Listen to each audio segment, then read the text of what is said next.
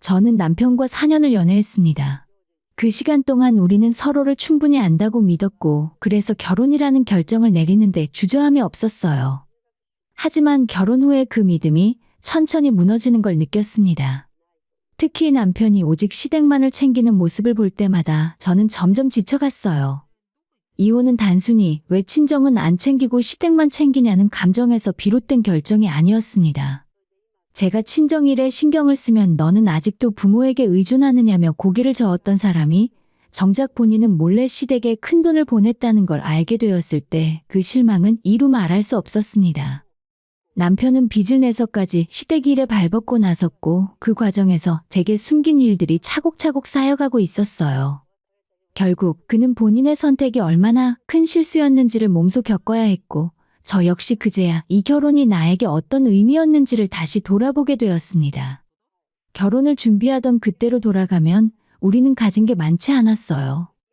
양가 모두 형편이 그리 넉넉지 않았고 그래서 서로 모은 돈과 약간의 대출로 소박한 신혼집을 마련했지요. 필요한 가구만 갖추고 부족한 건 천천히 채워나가기로 했습니다. 사실 저는 그런 시작이 전혀 나쁘지 않다고 생각했어요. 친구들 중엔 형편이 부족해서 시댁에 들어가 살거나 작은 원룸에서 시작해서 조금씩 넓혀간 이들도 있었으니까요. 저희들도 신혼생활은 처음엔 괜찮았습니다. 늘 데이트가 끝나면 헤어지기 싫다고 말하던 남편은 결혼 후에도 여전히 제게 다정했어요. 그런데 점점 마음에 걸리는 것이 하나 생겼습니다. 남편의 여동생 바로 신우이였어요. 그녀는 예고 없이 불쑥불쑥 저희 집에 찾아왔고 그 첫 번째 방문은 심지어 샤워를 하기 위해서였죠. 어머, 새언니, 저 미안하지만 화장실 좀 써도 될까요? 그날은 단순히 화장실이 급해서 그런가 보다 하고 넘겼습니다. 하지만 한참 동안 물소리가 들리더니 결국 샤워를 마친 신우는 제 화장대에서 머리까지 말리고 여유 있게 인사를 하고 나갔습니다.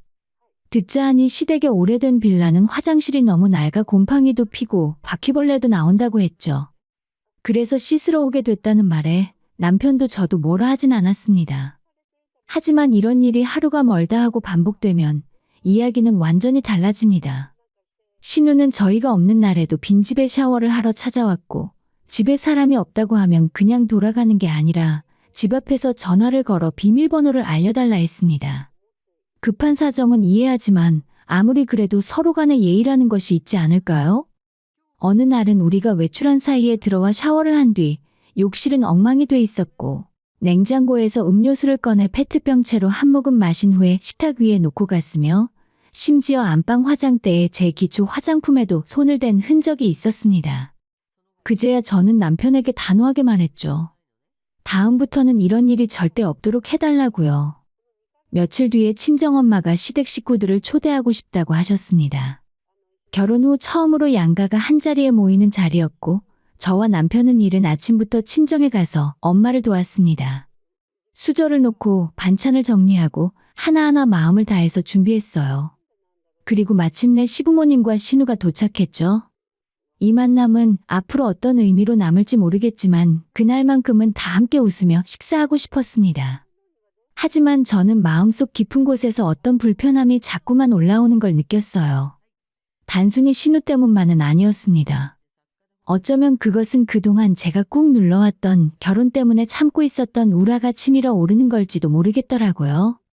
저희 친정도 시댁처럼 오래된 집이었습니다. 하지만 부모님은 살면서 곳곳을 고쳐가며 정성껏 다듬어 오셨고 제가 결혼한 후엔 내부 리모델링까지 한 번 싹 마치셔서 지금은 제법 깔끔한 집이 되었습니다. 시댁 식구들을 초대하면서 그냥 오시라고만 했는데도 빈손으로 오시지는 않으셨더라고요. 사돈 오랜만입니다. 아, 그런데 집이 엄청 깔끔하네요. 아닙니다. 급하게 치운다고 정신이 없었어요. 밖에서 보면 오래된 집이니 시댁과 비슷할 거라 생각하셨는지 의외라는 듯 말씀하셨습니다. 저희도 많이 고치면서 살았어요. 제가 말끝을 흐리자 신우가 말을 이어받았습니다. 그럼 여기도 바퀴벌레 나와요? 주택에는 원래 벌레가 많잖아요. 저희는 전문업체 불러서 소독 몇 번 하니까 그래도 좀 괜찮더라고요. 갑자기 분위기가 어색해졌습니다. 신우는 나이가 어려서인지 말을 가리지 않고 쏟아냈고 남편의 표정이 어둡게 변하는 게 느껴졌어요. 한참 얘기를 나누다 식사 시간이 되었습니다.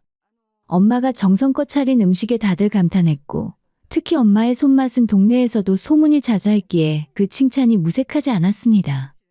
그런데 신우가 갑자기 식사를 하다 말고 집 구경을 하겠다며 혼자 이 방 저 방 기웃거리기 시작했습니다. 남편은 실례라며 앉아 있으라고 했지만 너무 면박을 주는 것도 민망해서 제가 조심스럽게 나섰습니다. 같이 2층에 올라가 볼래요? 좋아요. 저 이런 집 로망이에요. 계단 있는 집.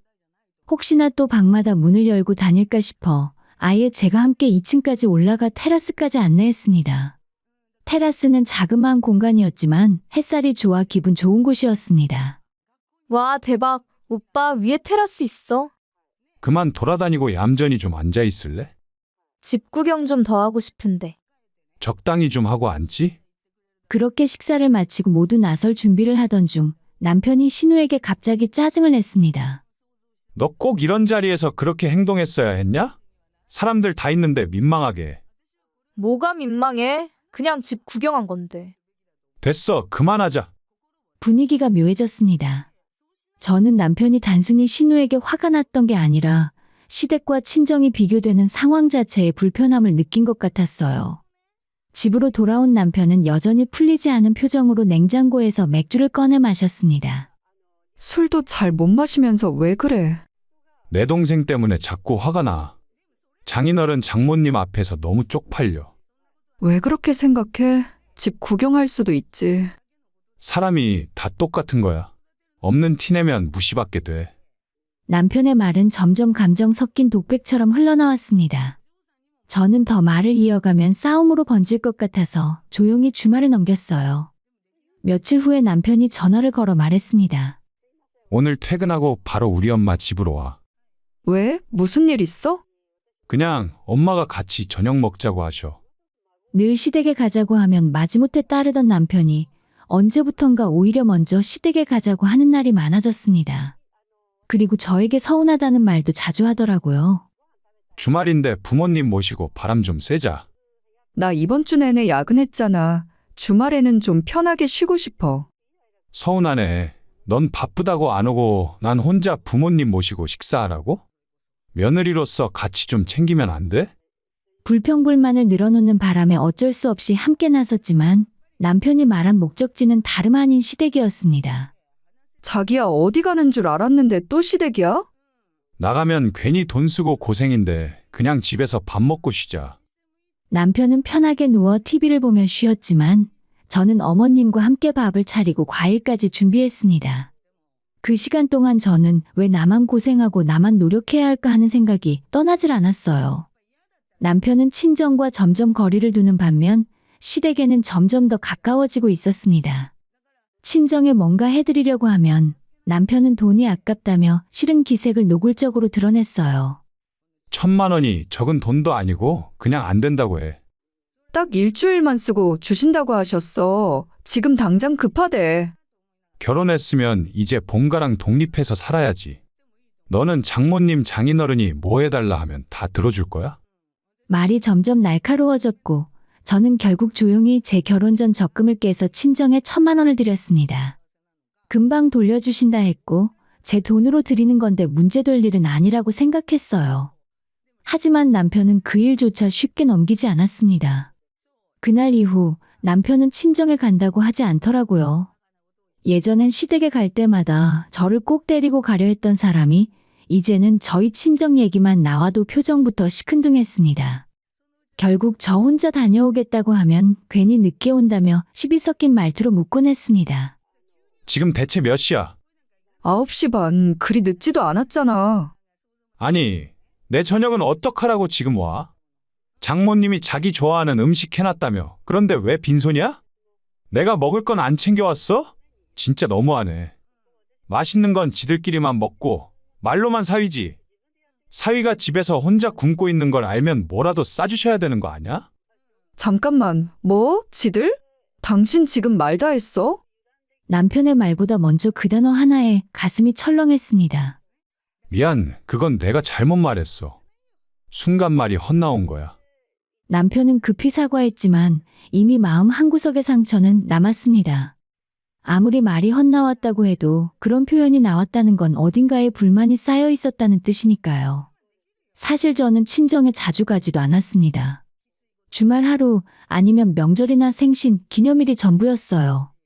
엄마가 저녁 먹자고 하셔도 대부분 남편 스케줄에 맞춰 움직였고 아무리 생각해도 시댁에 비하면 턱없이 적은 방문 횟수였습니다. 그런데도 남편은 제 친정 나들이를 달갑지 않아 했어요. 어느 순간부터는 퇴근 후 전화도 줄었고 귀가 시간도 늦어졌습니다. 처음엔 바쁘겠거니 회식이나 친구들과 약속이겠거니 했죠. 하지만 알고 보니 퇴근 후 시댁에 들렀다가 집에 오는 거였습니다. 당신 어디야? 오늘 야근하는 것도 아닌데 왜 이렇게 늦어? 엄마 집이지. 아니 또 어제도 들렀잖아. 왜? 뭐가 어때서? 부모님 뵈러 간 건데. 그렇게 말하는 남편을 나무랄 수도 없었습니다. 하지만 점점 쌓여가는 감정의 골은 어쩔 수 없었죠. 그날도 평소보다 일찍 들어온 남편에게 반갑다며 물었더니 그 대답마저 씁쓸했습니다. 더 있다 오려다 왔어. 왜? 내가 아예 자고 오길 바랐냐? 아니 평소엔 10시 넘어서 왔는데 오늘은 빨라서 그랬지. 그건 뭐야? 엄마가 싸주셨어. 반찬이야. 남편이 씻는 동안 반찬을 열어보니 모두 남편이 좋아하는 것들이었습니다. 물론 당연한 일이긴 하지만 그걸 보는 순간 괜히 마음이 허전했어요. 친정에서는 제가 챙겨오면 남편도 같이 잘 먹을 수 있도록 반찬을 나눠서 싸주셨는데 시댁에서는 제 몫이 없다는 게 그렇게 서운할 수 없더라고요. 그리고 대화할 때마다 남편의 말투는 어딘지 모르게 날이 서 있었습니다. 아까 그 자리에서 네가 그렇게까지 할 필요 있었냐? 아니 그냥 나도 기분 나쁘지 않게 말한 거야. 뭐가 그렇게 불만인지 모르겠네. 됐고 그냥 말을 말자. 언제부턴가 우리는 대화가 아닌 감정만 주고받고 있었습니다. 결혼한 지 2년이 채 되지 않았지만 마음은 이미 서로 멀어져 가는 듯했어요. 저는 마음을 다잡고 다시 예전처럼 지내보고 싶어 나름대로 노력했습니다. 연애하던 때처럼 일하는 중간중간 문자도 보내고 퇴근 시간에 맞춰 전화해서 저녁 약속을 잡기도 했습니다. 놀랍게도 남편은 그런 제 노력에 바로 응해주었습니다. 오늘 차 두고 출근하길 잘했네. 그러게 예전엔 지하철 타고 데이트 많이 했는데 그때 생각나지 않아? 진짜 다 추억이다. 남편과 함께 지하철을 타고 저녁을 먹고 예전처럼 걸으며 이야기를 나누는 그 순간만큼은 참 따뜻했습니다.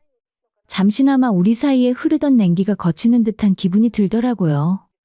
그런 순간들이 이어지며 저는 조금씩 남편에게 느꼈던 서운함도 잊혀가는 듯했습니다. 하지만 딱 한 가지는 변하지 않더라고요. 남편은 여전히 시댁에 자주 찾아갔습니다. 심지어는 저한테 아무 말 없이 다녀오는 날도 많아졌죠. 그런 모습을 보니 정말 기가 막혔습니다. 그리고 정확히 한 달 뒤 더 황당한 일이 일어났습니다. 남편이 느닷없이 시댁 이사 이야기를 꺼낸 겁니다. 아니 어머님 이사하셨어? 벌써 다 했어. 일주일 됐나? 정말 말도 안 되는 일이었습니다. 저는 시어머니와 전날까지 통화를 했었고 그때 이사 얘기 따위는 전혀 없었거든요. 어머님하고 어제도 통화했어. 그런데 그런 얘기 안 하시던데. 엄마가 왜 얘기를 안 했지? 아무튼 내일 집들이니까 7시까지 알아서 와. 이야기를 듣고서야 저는 속으로 조용히 정리를 시작했습니다. 나는 여전히 이 집의 가족이 아니구나. 시댁에서 이사라는 큰일을 하면서도 저에게 한마디 상의도 없이 넘어간 걸 보면 말이죠. 퇴근 후에 남편과 함께 시댁의 새 아파트에 도착했을 때 입구에서부터 분위기가 달랐습니다. 완전 신축은 아니었지만 깔끔한 준신축급 아파트 단지였고 이전의 허름한 빌라와는 확연히 달랐습니다. 집 안에 들어서자마자 정면에 걸린 가족 사진이 눈에 들어오더라고요. 당연하게도 저는 그 사진에 없었습니다. 그날의 집들이엔 짜장면 유산슬 8보채까지 중국 음식으로 푸짐하게 차려져 있었고 모두들 기분이 좋아 보였습니다. 신우는 그 중에서도 제일 들떠 있었죠. 우리 오빠가 이제야 장남 노릇 제대로 했네. 괜히 장남이겠어? 처음엔 무슨 이야기인가 싶었습니다. 그러다 시어머니의 말이 귀에 들어왔습니다. 그렇게 큰 돈을 해줘도 되니? 그럼요. 제가 아들인데 그 정도도 못하겠어요. 그 집안 식구들의 대화를 들으니 저는 도저히 밥이 넘어가지 않더라고요. 조용히 남편에게 귓속말로 물었습니다. 자기 혹시 돈 해드렸어? 집에 가서 얘기하자. 식사 후에 시어머니는 새집 구경을 시켜주셨고 신우는 흥분한 목소리로 말했습니다. 언니 욕실 봤어요? 너무 좋죠? 전에는 곰팡이도 많고 바퀴도 나왔는데 여긴 너무 좋아요. 좋아하는 신우이의 표정과는 달리 제 마음은 복잡하기만 했죠. 그리고 어머님 집을 나서는 길에 남편이 마침내 입을 열었습니다. 빌라 처분하고 내가 좀 보태서 이사한 거야. 얼마나 보탰는데? 2장. 2천? 아니, 2억 정도 보탰어. 순간 숨이 턱 막혔습니다. 2천도 아니고 2억이라니 저는 그 사실을 까맣게 모르고 있었어요. 애초에 빌려준 것도 아니고 그냥 준 돈이었습니다. 이게 말이 돼? 그 큰 돈을 나한테 말도 없이? 내가 도박을 한 것도 아니고 여자를 만난 것도 아니잖아. 그저 부모님께 해드린 건데 이게 그렇게 화낼 일이야? 그럼 나는 친정에 1,000만 원 드릴 때도 말하고 일주일 만에 그대로 돌려받았어. 당신한테 말도 했고. 1,000만 원과 2억이 같다고 생각해? 제가 따져묻자 남편은 순간 화를 내며 말했습니다. 우리 엄마 아빠잖아. 나 결혼할 때 엄마가 집담보 대출로 8천만 원 해줬어. 그러니까 내가 이 정도는 해드리는 게 당연하지. 저희가 결혼할 때 남편은 분명 자기 힘으로 8천만 원을 모았다고 했고 저 역시 내 이름으로 된 1억을 보태서 신혼집을 마련했어요. 그래도 부족한 건 대출을 조금 받아서 맞췄고 그렇게 우리는 우리의 힘으로 결혼을 준비했다고 생각했어요. 그런데 그게 아니었습니다. 남편이 낸 8천만 원은 시어머님이 전에 살던 빌라를 담보로 대출을 받아서 마련한 돈이었고 말하자면 그 돈은 시댁의 빚이었습니다. 남편은 그 사실을 결혼 후 몇 년이 지나도록 숨기고 있었던 거죠. 아니, 그게 뭐 어때서? 어쨌든 보탰잖아. 그 사실을 뒤늦게 알게 된 제가 따져 물어도 남편은 아무렇지 않게 말했습니다. 하지만 제 입장에선 철저하게 속았다는 느낌이 들더라고요. 나는 처음부터 있는 그대로 말하고 모든 결정을 공유해왔는데 그는 왜 항상 중요한 일을 혼자 결정하고 저를 배제했을까요? 1,000만 원을 친정에 빌려드릴 때조차 저는 남편에게 먼저 말하고 허락을 구했는데 그는 2억이라는 큰 돈을 아무 말 없이 시댁에 드렸습니다. 단순히 금액의 차이 때문이 아니었습니다. 그 안에 담긴 태도와 신뢰의 무너짐이 더 큰 문제였지요. 자식이 부모한테 그 정도도 못하냐? 남편의 태도는 시종일관 당당했습니다. 시댁에 2억을 드린 것을 자랑처럼 말했고 저를 이해하지 못하는 눈치였어요. 그 말 자체는 틀린 게 아니었습니다. 자식된 도리로 부모에게 도움을 줄 수는 있죠. 하지만 부부라면 그 도리를 지키기 전에 상의를 하는 게 먼저 아닐까요? 남편의 행동은 제 가슴을 찢어 놓았습니다.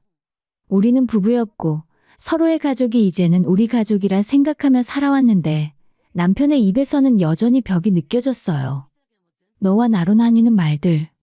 그 순간 제가 이 가정에서 철저히 혼자인 사람처럼 느껴졌습니다. 그럼 결혼할 때 당신이 낸 8천만 원, 그거 당신 돈이 아니라 시댁이 빚내서 만든 거였어? 그래, 어차피 부모님이 우리 결혼에 써준 거니까 그거에 대한 보답으로 나도 2억 해드린 거야. 그제야 모든 게 맞춰졌습니다. 왜 그렇게 시댁에 집착했는지, 왜 나에게 말없이 큰 결정을 내렸는지, 왜 그토록 친정과 나 사이에 선을 긋고 싶어 했는지.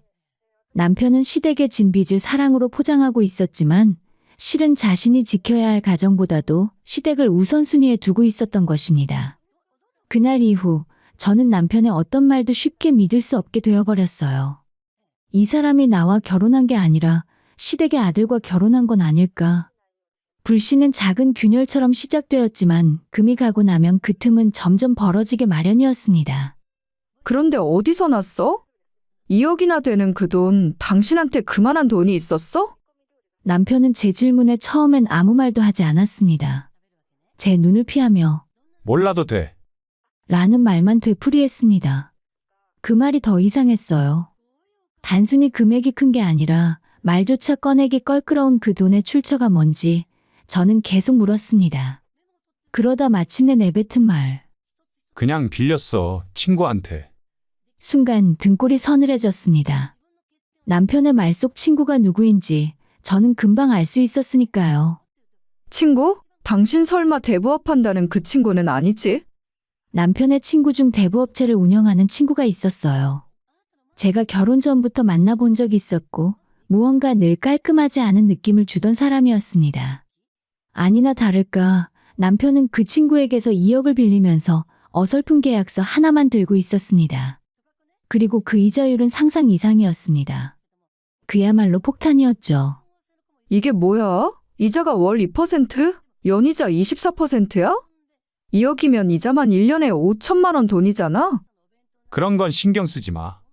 어차피 한 달 안에 갚을 거라 이제 안 내도 된다고 했어. 한 달 안에 어떻게 갚는데? 그때 남편이 말한 건 바로 제 통장에 있는 돈이었습니다.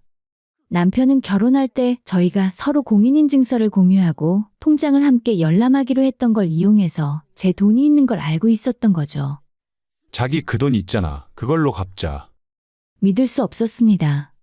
제 돈은 결혼 전부터 모아온 제 인생의 기반 같은 존재였고 결혼하면서도 그 돈을 바탕으로 신혼살림을 시작했던 거였는데 이제 와서 남편의 빚을 막기 위해 그 돈을 쓰자고요? 무슨 말이야? 왜 나한테 말도 없이 대출을 받고 돈은 내가 갚으라는 거야? 우리는 부부잖아. 부부는 경제 공동체인데 같이 갚는 게 당연한 거 아니야? 당연한 게 어디 있어? 부부는 이런 일이 있으면 일단 상의부터 하는 거야. 그게 부부잖아. 대화는 곧 언성이 높아졌고 서로의 감정은 더 깊은 곳까지 상처를 내기 시작했습니다. 저는 결국 남편에게 말했어요. 우리 이혼하자. 그 말이 나가자 남편은 비웃듯 말했습니다. 네가 이혼하자고 하면 내가 뭐 빌기라도 할 줄 알았냐? 그래, 하자고. 그럼 도장 찍기 전에 재산 분할부터 똑바로 하자. 재산 분할? 고작 2년 살았는데 당신이랑 나랑 나눌 게 뭐가 있어? 그때였습니다. 남편이 컴퓨터를 켜고 제 통장 내역을 확인하려다 깜짝 놀라며 소리쳤습니다. 야, 이거 뭐야? 통장에 돈이 하나도 없어. 여기 있던 그 돈 다 어디 갔어? 어떤 돈을 말하는 건데? 그건 내 통장인데 당신 돈은 한 푼도 없잖아. 남편은 얼마 전 제가 친정아버지에게 받은 6억 원을 떠올리고 있었어요. 사실 저도 그 재산을 갑작스레 받은 거였고 아버지의 형제들과 공동 소유하던 건물을 처분하면서 생긴 몫을 저와 남동생에게 똑같이 나눠주셨던 겁니다. 그 당시 저는 남편에게도 숨기지 않고 말했어요. 그래, 좋겠네. 장인어른이 준 거니까 당신이 알아서 해. 그때는 분명 그랬던 사람이 이제 와서 말을 바꿨습니다. 그건 그때고 이제 헤어질 거니까 내 지분은 확실하게 받아야지. 뭐? 이게 무슨 논리야? 그리고 너 그거 모르냐? 빚도 분할 대상이라는 거. 너도 같이 갚아야 해. 너무 어이가 없었습니다. 남편은 제 인생의 기반이자 아버지의 수고로 받은 돈까지 노리고 있었고 본인이 빚을 낸 2억조차 저에게 함께 갚으라고 말하고 있었습니다. 너 이거 재산 은닉이야. 내가 가압류 신청할 거니까 그렇게 알아. 그 말까지 들은 저는 말이 안 통하겠다 싶어 더는 아무 말도 하지 않았습니다. 그저 조용히 변호사 사무실을 찾아갔습니다. 그리고 지난 2년 동안 있었던 일들을 조목조목 이야기하며 이혼과 재산 분할, 법적 책임에 대해 하나씩 묻고 집에 돌아왔어요. 그리고 이혼 이야기를 꺼낸 다음 날 시어머니가 집으로 찾아왔습니다. 우리 아들이 저렇게 나오는데 너도 너무 그러지 마. 그냥 못 이긴 척 받아줘. 어머님, 지금 그럴 상황 아니잖아요. 이건 단순한 부부싸움이 아니에요. 부부싸움은 칼로 물베기라잖니.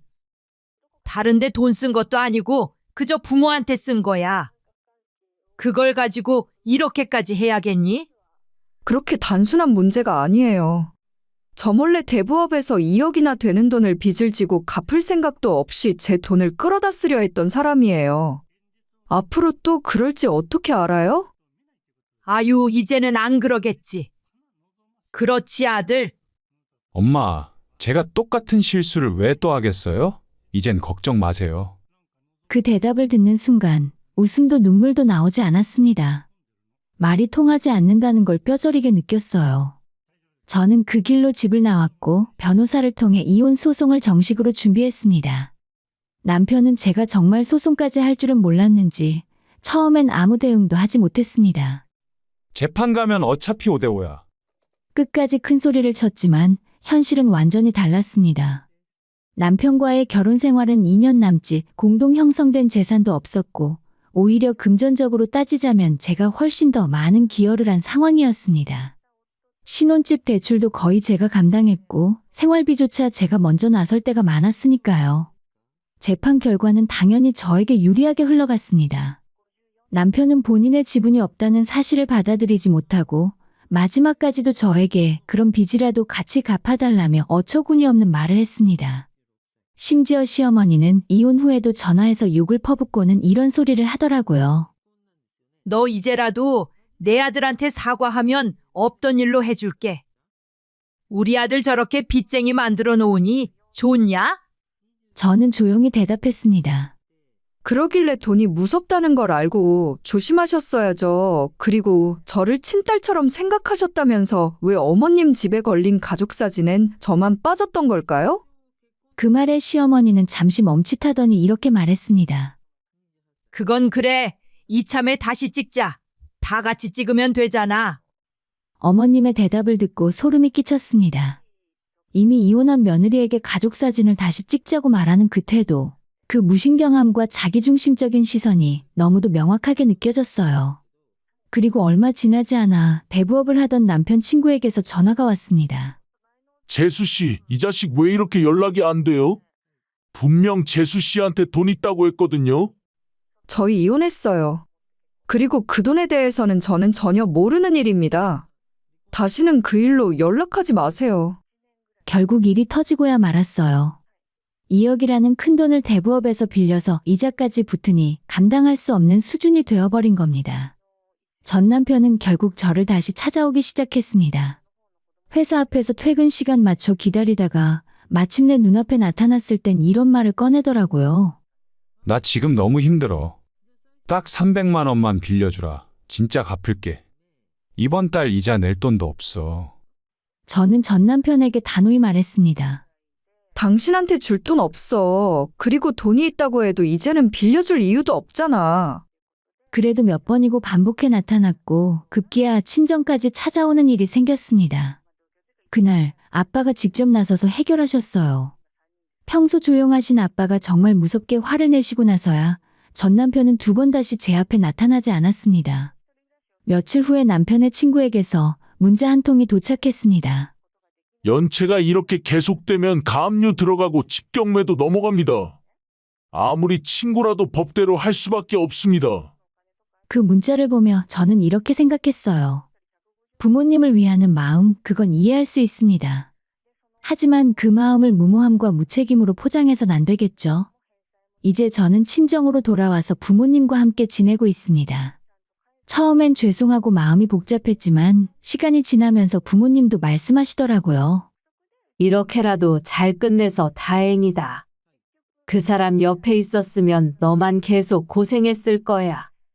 짧았던 결혼 생활, 행복했던 순간보다 마음 다친 날이 더 많았지만 저는 더 미루지 않고 끝냈기에 후회 없습니다.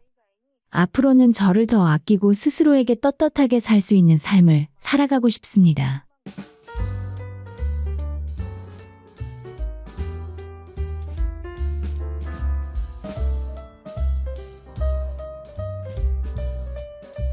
저는 서울에 살고 있는 30대 초반 여성입니다. 지금은 가족들과 함께 지내고 있지만 한때는 결혼을 약속했던 사람도 있었어요. 가까운 지인의 소개로 만났고 몇 번 만나다 보니 사랑에 빠졌고 시간이 지나며 자연스럽게 결혼을 결심하게 되었습니다. 그 사람은 저보다 4살이 많았는데 저는 그를 오빠라고 부르며 편하게 지냈죠. 제가 27일 때 만나서 연애를 3년 했고 30이 되던 해에 프로포즈도 받았습니다. 지금에 와서 생각해보면 그 모든 시간이 참 따뜻하고 평화로웠습니다. 당연히 우리의 인연이 결혼까지 순조롭게 이어질 줄 알았죠. 그런데 결혼을 한 달 앞두고 믿을 수 없는 일이 벌어졌습니다. 남자친구에게는 제가 알지 못했던 첫사랑이 있었고 심지어 그 사람과 아직도 연락을 주고받고 있었던 겁니다. 그뿐 아니라 도저히 제 입장에서 용서할 수 없는 행동까지 했다는 사실을 알게 되었어요. 결혼이란 건 아이들의 소꿉장난이 아니잖아요. 그 사람은 저뿐 아니라 저희 가족의 진심마저도 우습게 알고 기만했습니다. 결국 저는 그에게 사람 마음을 가지고 장난치면 어떤 대가를 치르게 되는지 똑똑히 보여주었어요. 이번 일이 있기 전까지는 우리 사이가 나쁘지 않았습니다. 4살 차이라 궁합도 좋다고 했고 예비 시댁에서도 저를 참 좋아해 주셨죠. 처음 인사드렸던 날이 아직도 생생합니다. 아들한테 얘기 많이 들었는데 남녀가 4살 차이면 궁합도 안 본다더라. 어머님은 반갑게 맞아주셨고 저는 빈손으로 가기 민망해서 준비한 과일 바구니를 가져갔는데 고맙다며 잘 받아주셨어요. 첫 만남은 그렇게 훈훈하게 마무리됐습니다. 남자친구도 저희 부모님께 좋은 인상을 드렸고 양가 모두 큰 반대 없이 상견례까지 무사히 마쳤습니다. 결혼 얘기를 구체적으로 나누고 나니 그제서야 진짜 결혼이 다가온다는 실감이 나더라고요. 그는 참 다정한 사람이었어요. 배려심도 깊었고 처음 만났을 때부터 변함없는 모습으로 저를 대해 주었죠. 제가 싫어하는 술이나 담배는 멀리했고 운동을 좋아해서 자기 관리에도 철저했습니다. 회식 자리에서도 항상 절 먼저 생각했죠. 회식이 끝나면 2차는 가지 않고 일찍 집에 가겠다며 귀걸을 하면서 제게 전화를 걸어오던 사람이었고 시간이 늦었지만 보고 싶다며 집 앞으로 갈까 묻던 그 모습들이 아직도 기억에 남습니다. 늘 밤 11시 전엔 귀가했고 친구들 대부분이 결혼을 한 상태라 저와 단둘이 시간을 보내는 날이 많았죠. 반면 저는 친구들과 약속을 잡는 일이 잦았고 그럴 때면 그는 헬스장에서 운동을 하곤 했습니다. 한 번에 6개월씩 등록해두고 규칙적으로 운동하는 모습이 참 인상 깊었어요. 술을 마시며 시간을 보내는 대신 운동으로 자기 관리를 하는 그의 모습은 오히려 제가 배워야겠다는 생각이 들 정도였어요. 그는 정말 깔끔한 사람이기도 했습니다. 차를 타고 나가는 날이면 그의 차량 안은 먼지 하나 없이 정돈되어 있었습니다. 저 역시도 정리정돈을 좋아하는 편이었지만 그 사람은 한층 더 철저했죠. 청소기를 차에 두고 수시로 사용하는 모습에 감탄이 나올 정도였습니다. 오래된 차였지만 그의 손을 거치면 언제나 새 차처럼 느껴졌어요. 그런 사람이라서 결혼 이야기도 자연스럽게 흘러갔습니다. 집안 형편은 저희 쪽이 조금 나았지만 조건을 보고 만난 사이는 아니었고 두 사람 다 직장 생활을 하며 맞벌이를 할 계획이었기에 큰 문제는 없었습니다. 서로 좋아하는 마음이 컸기에 결혼 후에는 더 행복해질 수 있을 거라 믿었죠. 상견례를 마친 후 본격적으로 결혼 준비가 시작됐습니다. 결혼 날짜를 잡고 예식장을 알아보면서 실감이 더해지더라고요. 비싸고 화려한 장소보다는 하객분들이 오기 편한 역세권, 그리고 음식이 맛있는 곳을 우선으로 두고 천천히 골라 나갔습니다. 예식장 하나 정하는 데에도 생각보다 많은 시간이 걸렸지만 그조차도 마냥 즐거웠어요. 앞으로 살아가면서 웨딩홀을 이렇게까지 많이 둘러볼 일이 얼마나 있을까요? 그 시간을 함께 보내며 웃고 설레고 기대하던 기억들이 제겐 여전히 소중하게 남아 있습니다. 잘 들어갔어? 방금 도착했어.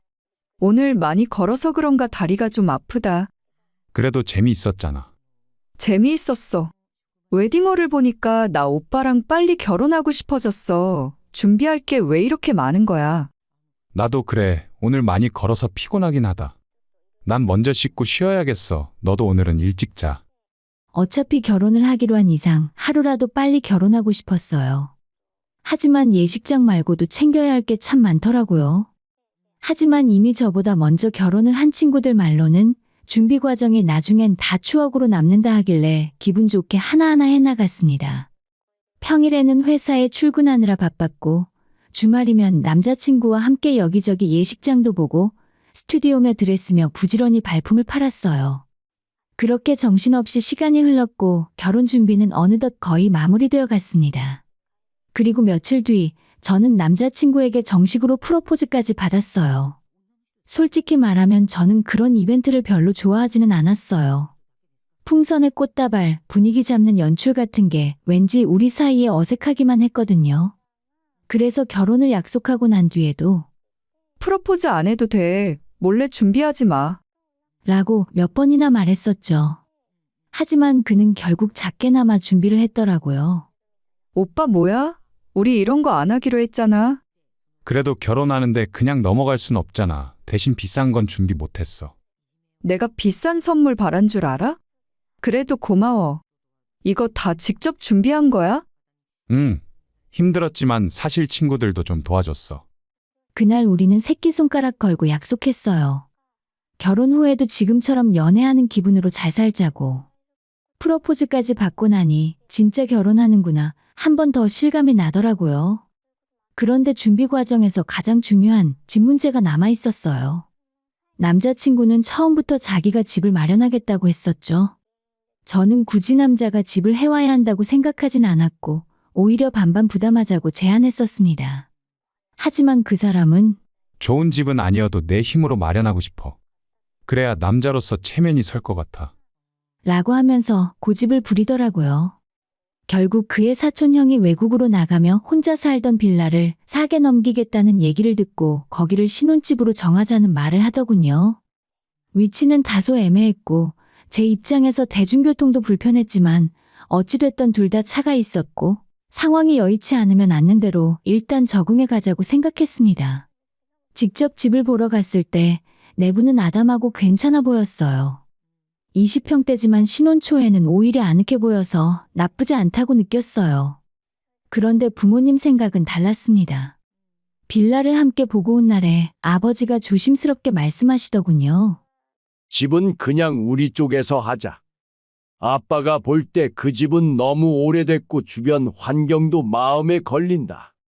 남자친구와 자세히 이야기를 나눠보니 그 집은 실제로 매매가 이루어진 것이 아니라 관리비만 내면서 잠시 살게 해주는 조건이었습니다. 말은 싸게 넘긴다고 하더니 실상은 명의 이전도 없이 사촌형이 외국에 있는 동안만 빌려주는 구조였죠. 언젠가 돌려줘야 하는 집이었고 제 입장에서 안정감이 없었습니다. 저는 차라리 대출을 받아서라도 다른 집을 알아보자고 남자친구에게 말했고 저도 집 마련에 돈을 보태겠다고 했어요. 하지만 남자친구는 대출 없이 잠시 그 집에서 살고 돈을 모아 나중에 전세로 나가는 게 낫다는 입장이었죠. 사실 그의 말도 일리는 있었습니다. 그래서 저희 생각을 부모님께 말씀을 드렸지만 부모님의 생각은 단호하셨습니다. 어차피 너한테 줄 집이야. 지금 그냥 받는 셈 치고 들어가 살아라. 알고 보니 부모님은 몇 년 전에 25평 아파트를 하나 마련해 두셨고 그간 전세를 주며 관리해 오셨던 거였어요. 지하철역도 가깝고 그 사이 집값도 많이 올랐다고 하셨습니다. 그런 아파트를 저희 월급으로는 도저히 살 수 없었기에 부모님의 결정이 감사하면서도 한편으론 죄송하기도 했어요. 처음엔 완강히 반대하던 남자친구도 막상 그 아파트를 확인하고는 금방 생각을 바꾸더라고요. 남자친구도 고마운 마음을 전하려고 저희 집으로 인사를 왔습니다. 장인어른, 장모님, 정말 감사합니다. 자네한테 그런 인사 받으려고 그 집 준 거 아니야. 결혼해서 앞으로 둘이 잘 살면 되는 거지. 그날 이후 집 문제는 깔끔하게 정리되었고 신혼집도 마련되었습니다. 그리고 남자친구는 자기가 모은 돈 중 일부를 저에게 주며 앞으로 열심히 잘 살아보자고 말했어요. 그런데 이상하게도 그때부터 무언가 달라지기 시작했습니다. 평소에는 친구들과 거의 만나지도 않던 남자친구가 이상하게도 약속이 많다는 핑계를 대기 시작했죠. 항상 퇴근 후에는 제게 전화를 걸거나 늦은 시간에도 보고 싶다며 집 앞으로 찾아오던 사람이었는데 어느 순간부터는 지금 친구들이랑 있어. 라며 전화를 짧게 끊는 날이 잦아졌습니다. 나 지금 퇴근하고 집에 왔는데 오빠도 퇴근했어? 나 지금 고등학교 친구들 만났어. 어딘데 이렇게 시끄러워? 여기 번화가 술집이야. 나 결혼한다고 하니까 친구들이 보자고 해서 나왔어. 내가 이따가 집에 가서 전화할게. 그래, 알겠어. 술 너무 많이 마시지 말고 재밌게 놀아. 그때가 결혼 2달 전쯤이었기에 저는 그러려니 하고 이해하려 했습니다. 준비할 것도 많고 정신없는 시기였으니까요. 그런데 이상하게도 남자친구의 얼굴을 평일은 물론이고 주말에도 보기 힘들어졌습니다. 평일에도 그러더니 주말까지 친구들과 약속이 잡혀 있다며 미안하다는 말만 반복했고 영상통화나 메시지는 여전히 이어졌지만 예전처럼 다정함이 느껴지지는 않더라고요. 그렇게 열흘 만에 겨우 만났을 때 남자친구는 계속해서 미안하다는 말만 했습니다. 미안해. 내가 요즘 너무 바빴지? 알긴 하네. 그런데 무슨 친구들을 그렇게 몰아서 만나? 그러다가 우리 결혼식에 오빠 친구들만 오는 거 아니야? 아니야. 내가 워낙 바쁘게 살아서 평소에 잘 못 만났잖아. 그래서 이번에 다 만나두려는 거야. 그 말이 그땐 그럴듯하게 들렸습니다. 실제로 얼굴을 보니 반갑고 또 좋아서 속상한 마음도 금세 풀렸죠. 그리고 얼마 뒤 청첩장이 나왔고 저는 친구들과 회사 동료들에게 직접 전달하기 위해 약속을 잡았습니다. 남자친구는 대부분 우편으로 보낸다고 했고요. 그 주말에 저는 고등학교 시절부터 절친이었던 친구를 만나기로 했습니다. 나 이번 주 일요일에 현영이 만나기로 했어. 현영이? 아, 고등학교 때부터 같은 반이었던 그 친구? 맞아? 오빠도 같이 만날래? 아니야. 여자들끼리 만나는데 괜히 내가 끼면 되겠어? 나중에 저녁에 잠깐 보든가 하자. 그날 저는 아침부터 준비하고 친구를 만나러 나갔습니다. 친구가 미리 예약을 해둔 식당은 처음 가보는 곳이었는데 자리마다 칸막이가 되어 있어 조용했고 음식도 맛있었어요. 여기 신기하다. 나중에 오빠랑 와봐야겠어. 분위기 좋지? 데이트 코스로 딱이더라고. 그렇게 웃으며 자리에서 일어나려던 찰나 옆 칸에서 익숙한 목소리가 들려왔습니다. 순간 저는 심장이 발끝까지 철렁 내려앉는 기분이었어요. 귀를 기울여 보니 제 남자친구의 목소리 같았습니다. 그런데 문제는 그 목소리와 함께 어떤 여자의 목소리도 함께 들렸다는 것이었죠. 조심스럽게 친구에게 부탁했습니다. 현영아, 남자친구가 네 얼굴은 모르잖아. 지나가면서 옆자리 좀 봐줄 수 있어? 잠시 후 친구가 돌아왔습니다. 맞아, 네 오빠 맞아. 뿔테 안경 쓴 거 너가 보여준 사진이랑 똑같아. 근데 옆에 어떤 여자랑 같이 있어. 순간 정말로 심장이 멎는 줄 알았습니다. 저는 평소처럼 남자친구에게 아무 일도 없는 듯 카톡을 보냈습니다. 뭐 하고 있어? 그러자 몇 초 만에 곧바로 답장이 왔습니다. 나는 집에서 너 생각 중이지. 정말 어이가 없었습니다. 옆에 있는 여자가 그냥 친구일 수도 있었겠지만 문제는 제 친구가 말해준 그들의 행동 때문이었죠. 서로 기대어 안고 다정하게 나누는 대화는 절대로 친구 사이에서는 나올 수 없는 내용들이었습니다. 친구가 제게 말을 하더라고요. 내가 도와줄까? 핸드폰 사진 찍는 건 소리가 나니까 그냥 내가 카메라 영상 켜고 지나가 볼게. 조심스럽게 옆칸을 지나가며 친구가 찍어온 영상을 확인해 본 순간 또다시 말문이 막혔습니다. 두 사람은 다정하게 서로를 바라보며 앉아 있었고 남자친구는 그 여자에게 다정한 눈빛을 보내고 있었어요. 장난처럼 서로의 손을 잡고 미소를 나누는 그 모습은 제가 알던 그 사람이 아니었습니다. 갑작스럽게 벼랑 끝에 선 기분이 들더라고요. 평범했던 하루, 친구와의 즐거운 약속, 밥이 맛있고 분위기가 좋았던 식당까지 그 모든 순간이 순식간에 무너져 내렸습니다. 나 먼저 갈게. 미안해. 야, 너 혼자 어떻게 하려고? 이거 그냥 넘길 수 있는 일이 아니잖아. 결혼식 이제 한 달밖에 안 남았는데. 친구의 걱정 어린 말에 고개를 끄덕이면서도 발걸음은 멈출 수가 없었습니다. 마음이 너무 무겁고 머리가 아파서 그 자리에 있기 힘들었어요. 남자친구는 옆에 앉은 여자와 아주 자연스럽고 다정하게 손을 잡고 있었습니다. 결혼을 한 달 앞두고 있다는 사실을 아는 사람이었다면 절대 할 수 없는 행동이었기에 저는 그 순간 말문이 막히고 숨이 턱 막혔어요. 처음엔 믿기지 않았고 나중엔 손이 떨릴 정도로 분노가 치밀어 올랐습니다. 하지만 더 충격적인 건 두 사람의 대화였어요. 칸막이 너머로 흘러나오는 말들이 너무 생생했고 그 의미는 점점 저를 공포에 가까운 불안으로 몰아넣었습니다. 오빠 여자친구 말이야. 나랑 너무 닮은 거 아니야? 무슨 소리야? 너가 훨씬 예쁘지. 근데 내 친구들이 하나같이 다 그러더라. 내가 만나는 여자들이 다 너랑 좀 닮았대. 뭐야? 기분 나빠. 일부러 그런 사람만 골라서 만나는 거야? 너 기분 나쁘라고 한 말이 아니야. 그러니까 내 이상형이 곧 너라는 뜻이지. 그러니까 나도 모르게 만나는 여자들마다 너랑 비슷한 거잖아. 그 한마디 한마디가 제 귓가를 찔렀습니다. 첫사랑은 못 잊는다고 하잖아. 그래서 내가 널 다시 만났나 봐. 특히 이 남자친구의 말은 저를 철저하게 무너뜨렸습니다. 하지만 그건 시작에 불과했어요. 근데 결혼하고 바로 헤어지면 안 돼? 기왕이면 혼인신고도 하지 말고.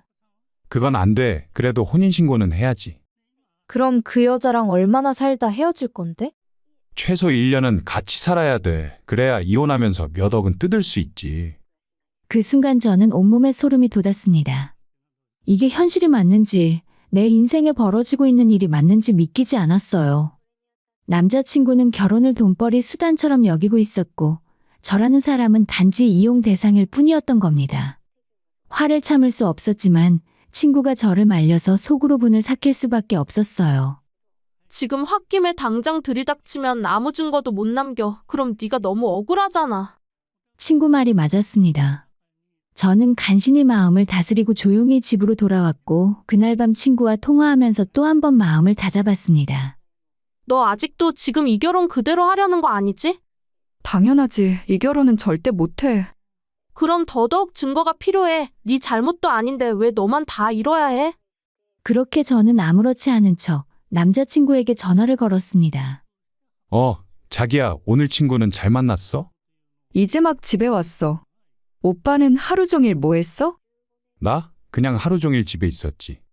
뻔뻔한 거짓말을 태연히 내뱉는 그의 목소리에 치가 떨렸습니다. 하지만 저는 아무런 내색도 하지 않았어요. 좀 더 확실한 증거가 필요했으니까요. 다음 날 약속대로 남자친구의 집에 갔습니다. 그의 어머니는 반갑게 저를 맞아주셨고 저도 평소처럼 인사하고 식사 자리에 앉았죠. 겉으론 평온했지만 속은 이미 끓고 있었습니다. 한참 식사 중 저는 옆에 놓여있던 남자친구의 핸드폰을 몰래 들고 화장실로 향했어요. 볼 일이 아닌 증거를 찾기 위한 행동이었습니다. 화장실에 들어서자마자 남자친구의 폰을 열고 메시지함과 사진첩, 통화 기록까지 확인하며 동영상으로 모두 기록했습니다. 메신저에는 두 사람이 나눈 말들이 그대로 남아 있었고 사진첩에는 도저히 믿기 힘든 사진들이 저장되어 있었습니다. 그리고 그 사진들 속에서 저는 한계에 다다랐어요. 두 사람은 하루 이틀 알고 지낸 것이 아닌 생각보다 끈적하고 깊은 사이였습니다. 첫사랑이라는 그 여자는 남자친구와 이미 넘지 말아야 할 선까지 넘은 상태였고 저는 그 사실을 사진으로 확인해야 했습니다. 자기야, 화장실 안에서 뭐해? 갑자기 속이 안 좋아서 곧 나갈게. 최대한 아무렇지 않게 행동하려 했지만 제 목소리가 떨렸습니다. 화장실에서 나와 핸드폰은 조용히 제자리에 두고 다시 제자리로 돌아왔어요. 남자친구의 어머니는 제 얼굴을 살피며 소화제를 권하셨지만 저는 괜찮다고 말하며 그날의 자리를 마무리했습니다. 오늘 정말 맛있게 먹었어요. 몸은 괜찮으니 걱정 마세요. 그래, 괜찮다면 다행이지. 또 보자. 그렇게 저는 주차장으로 나왔고 남자친구가 손을 잡으려 하자 무의식적으로 뿌리쳤습니다. 갑자기 왜 그래? 별일 아니야. 그냥 몸이 좀 안 좋아서 그래. 나 바로 집에 가볼게. 이따가 연락할게. 그날 밤 집에 돌아와 침대에 앉아서 남자친구의 핸드폰에서 옮긴 사진과 영상을 다시 보았습니다. 한 장 한 장 넘기며 터져나오는 울분과 눈물은 멈출 수 없더라고요. 그 모든 장면이 저를 무너뜨리고 또다시 현실로 끌어냈습니다. 저와 결혼을 준비하던 그 사람. 한 집에서 미래를 꿈꾸던 그 사람. 그 사람의 진짜 얼굴은 내가 사랑했던 사람이 아니었습니다. 제가 분노할 수밖에 없었던 이유는 단순히 바람을 피웠기 때문만이 아니었습니다. 결혼을 앞두고 저와 함께 미래를 계획하던 사람이 그 뒤로는 저에게서 돈을 뜯어낼 계획을 세우고 있었다는 사실 때문이었죠. 사랑이라는 달콤한 말로 포장된 그 모든 순간들이 전부 계산된 거짓이었다는 걸 알게 된 순간 모든 게 무너졌습니다. 그가 그렇게도 못 잊겠다던 사람이 있다면 저는 굳이 그 인연을 막을 생각도 없었어요. 그래서 시간 끌 이유도 없다고 판단했고 바로 다음 날 퇴근 후 연락도 없이 그의 집을 찾아갔습니다. 너가 이 시간에 연락도 없이 웬일이니? 어머님, 제가 오늘 꼭 드릴 말씀이 있어서요. 그래, 들어와. 아들은 방금 퇴근해서 씻고 있어. 너 저녁은 먹었니? 아니요, 그냥 퇴근하자마자 와서 지금은 생각도 없네요. 식사를 챙겨주시겠다는 어머님의 따뜻한 말에도 저는 미소 한 번 짓지 못했습니다. 남자친구는 씻으러 들어갔는지 핸드폰이 거실 소파 위에 있었고 저는 이 사태의 마지막 클라이막스를 위해 남자친구의 핸드폰으로 어딘가 연락을 보냈습니다. 한참 뒤 남자친구가 식구 방에서 나왔고 저는 식구에게 말했어요. 어머님, 아버님, 우리 얘기 좀 해요. 엄청 중요한 얘기예요. 거실 소파에 모두 모였습니다. 저는 천천히 말을 꺼냈습니다. 저 사실 부모님께 신혼집을 안 받기로 했어요. 뭐? 갑자기 그게 무슨 소리야? 생각해보니까 필요 없을 것 같아서요. 자기야, 무슨 일 있어? 어제까진 아무런 말도 없었잖아. 모두들 당황한 얼굴이었습니다. 특히 남자친구의 아버지는 결혼이 장난도 아니고 이제 와서 집을 안 한다고 하면 어쩌자는 거냐? 불쾌한 기색을 감추지 않았어요. 그리고 저는 침착하게 말을 이어나갔습니다. 아버님, 말씀 한번 잘하셨어요. 결혼은 장난 아니죠. 그래서 저도 이 결혼 안 하려고요. 뭐라고? 너 지금 무슨 소리를 하는 거야? 오빠한테 저 말고 따로 결혼하고 싶은 여자가 있는 것 같아서요. 순간 거실이 얼어붙었습니다. 남자친구는 무슨 여자냐며 어이없다는 듯 말했지만 그 말이 끝나기도 전에 초인종이 울렸습니다. 제가 나가서 문을 열자 예상대로 그 여자가 서 있었어요. 남자친구의 첫사랑이었고 그날 제가 삼자대면을 위해 직접 초대했었죠. 모든 사람들이 진실을 마주하게 하기 위해 불러낸 사람이었습니다. 어서 오세요. 그래도 딱 시간 맞춰 오셨네요. 너가 여기를 왜 찾아왔어?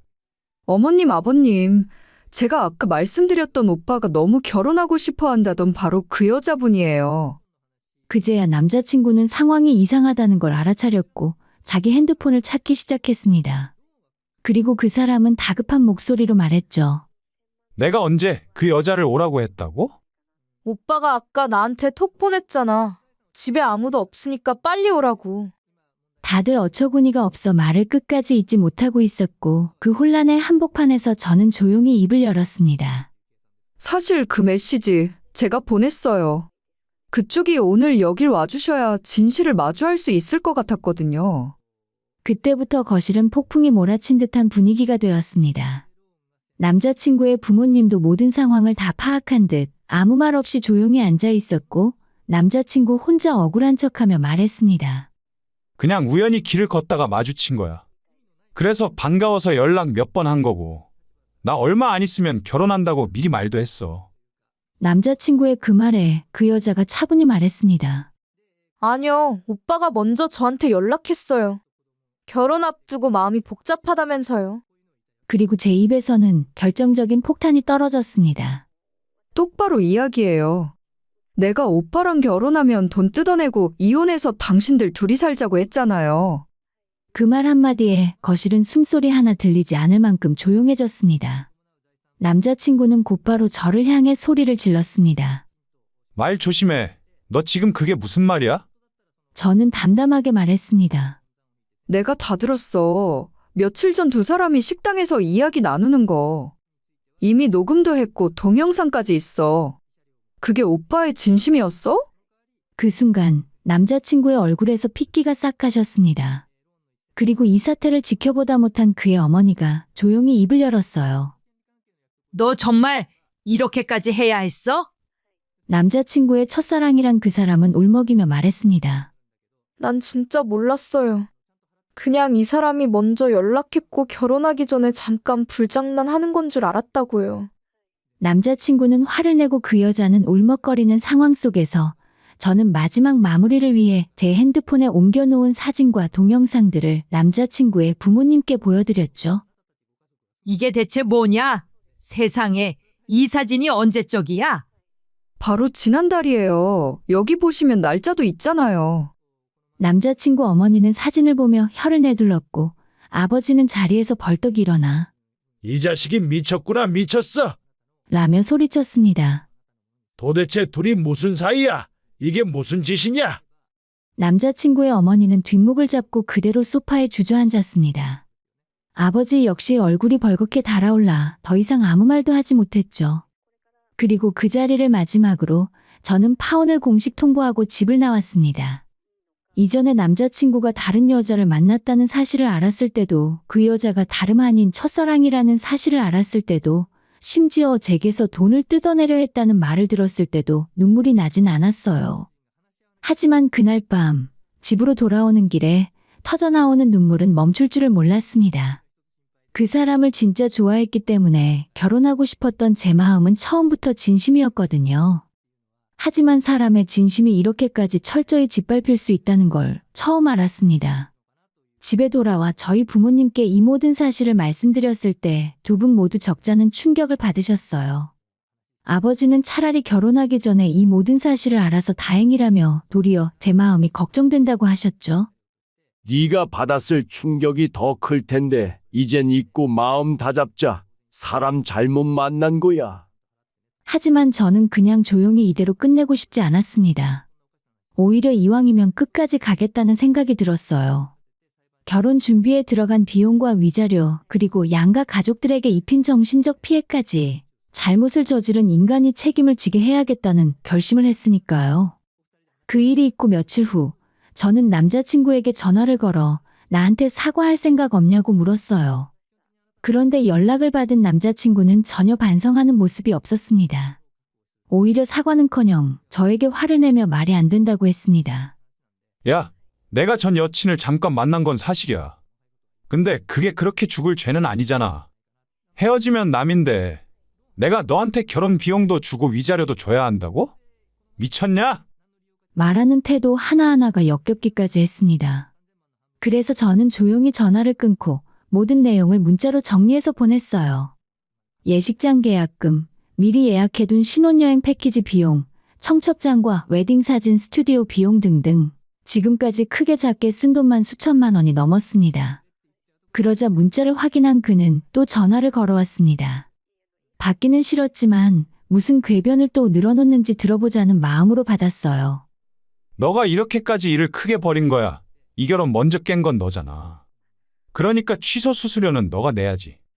내가 지금까지 너 만나면서 쓴 돈이 얼만데. 내 차로 데이트하고 기름값도 다 내가 냈고 너한테 선물 사준 것도 다 기록에 있어. 프로포즈에 쓴 돈도 다 내가 너한테 쓴 거야. 그 말을 들으며 저는 정말 어이가 없었습니다. 기름값 누가 보면 나한테 명품이라도 사준 줄 알겠네. 기억나는 선물 하나도 없어.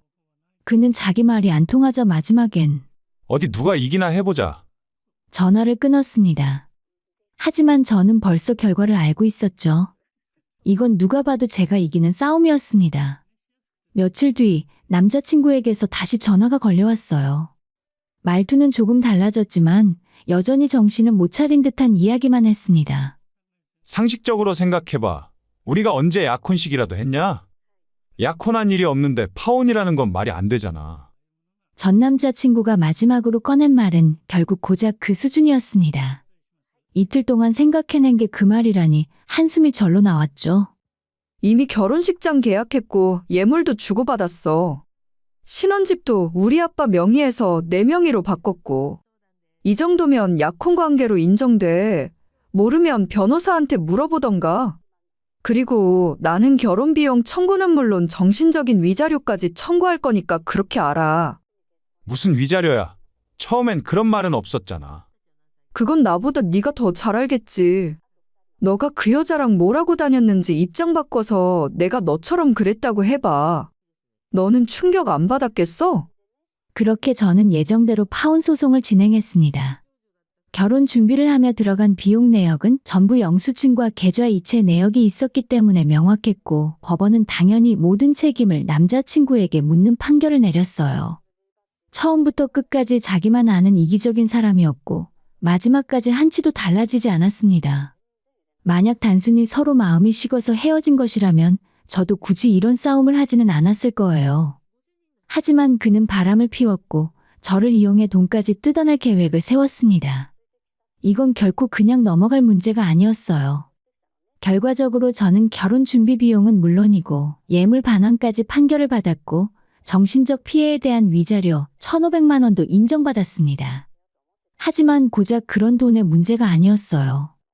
법원이 제 손을 들어준 그 판결 하나만으로도 억울함이 조금은 사라지는 기분이었죠. 그는 위자료까지 예상하지 못했는지 갑자기 태도를 바꾸며 다시 연락을 해왔습니다. 일단 우리 만나서 얘기 좀 하자. 아니, 우리 사이는 이미 끝났잖아. 판결대로 진행하고 나한테 연락은 그만해. 우리가 이렇게 쉽게 끝날 사이야?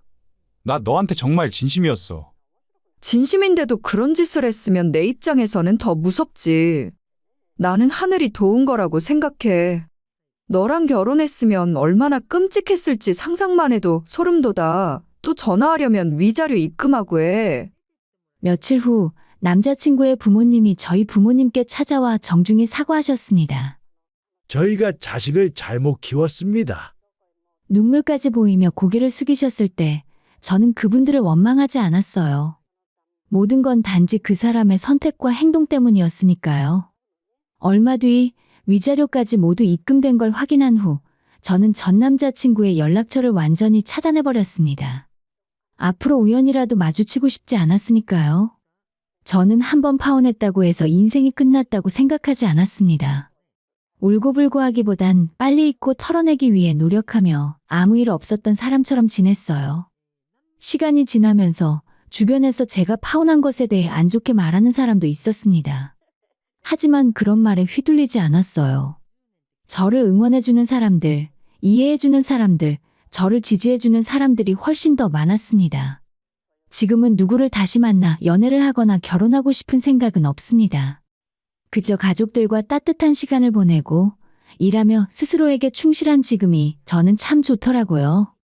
언젠가 정말 좋은 사람을 만나게 된다면 그때 다시 생각이 바뀔 수도 있겠지만 지금은 이대로도 충분합니다.